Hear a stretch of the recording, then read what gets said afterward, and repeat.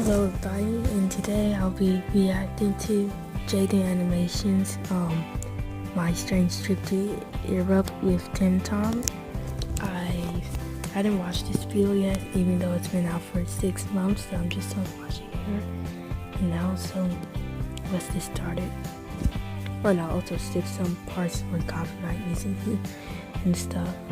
Alright, before anything else, I made a video I normally wouldn't make just before this one, and I talked about a bunch of important things. I showed my face. Not everyone cares about me talking about personal stuff, and are only here for the fun videos. Just to make sure everyone's on the same page, this is me. This is what I look like, okay? Everything else you stumble across isn't recent. This is the only accurate picture video of me, so stop asking.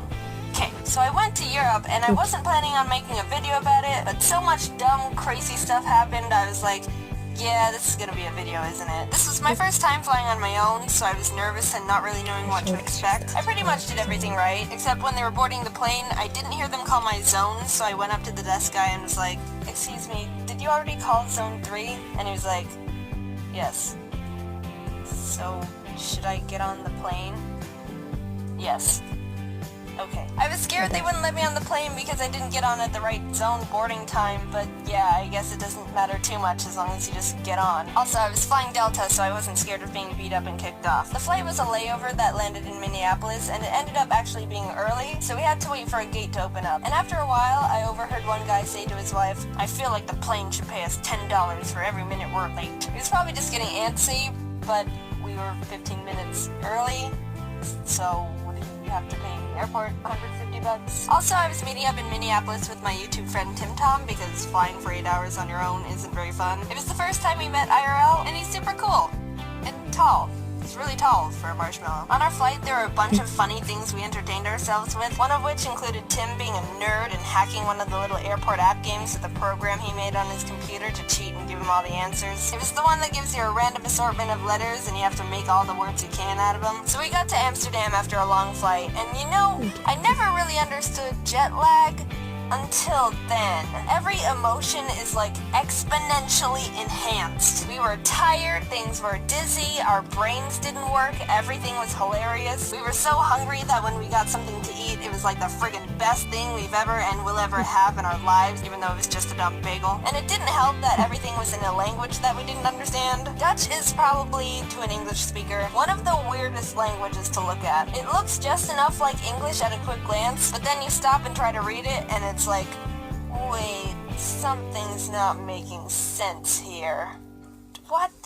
What are you even trying to communicate here? It looks like a 2-year-old just smacked a keyboard a bunch of times. Now here's the story that'll live on in infamy, the rice cooker incident. So to try and save money and think ahead, I decided to buy a travel rice cooker to be able to make some quick meals in the hotel room in case we can't find food sometime during the trip. We picked up a few groceries, and when we got back to the room, we realized the hotel didn't give us anything. There wasn't a fridge, there wasn't water, we didn't have a chair, the frickin' shower didn't even have a door to it. So there were 2 problems at hand. First of all, what are we gonna do with all this produce without a fridge? And second, how are we gonna prepare it? We started trying to get innovative and think of things in the room we could cut produce with.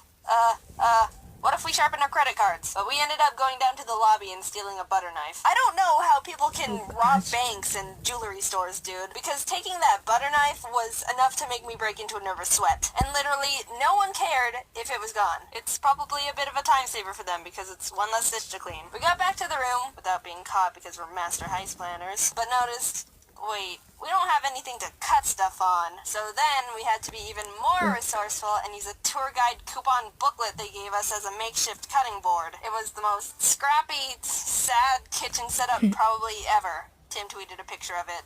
I'm sorry, Gordon Ramsay. Some people probably would have given up at this point and said it wasn't worth it, but it was too late to go back. We stole for this meal. We were in too deep. After laboring for way too long over cutting onions and peppers with a dull butter knife on a soggy tour guide that got shredded paper on everything, it was finally time to plug in the rice cooker and make everything worth it. We put all the ingredients in the cooker, plugged it into the wall, and all the power went out. Uh-oh.